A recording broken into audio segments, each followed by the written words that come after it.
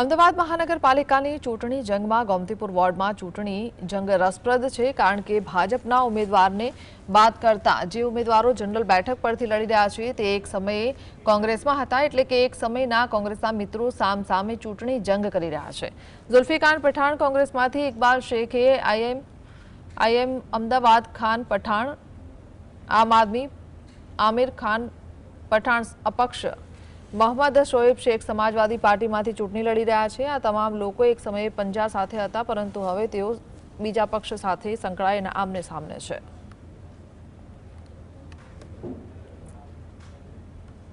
કોંગ્રેસની અંદર જે બની બેઠેલા નેતા છે, જે લોકોએ એમના 10-15 કાઉન્સિલરને ચૂંટીને એ લોકોએ કોંગ્રેસનું જે બ્લેકમેલિંગ કરે છે એની સામે અમને વાંધો છે।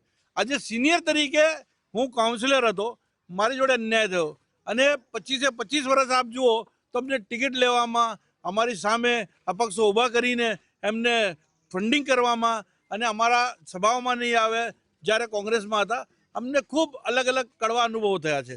પરંતુ અમે ખૂબ કોંગ્રેસના એક સૈનિક તરીકે અમે લોકો સહન કરતા રહ્યા।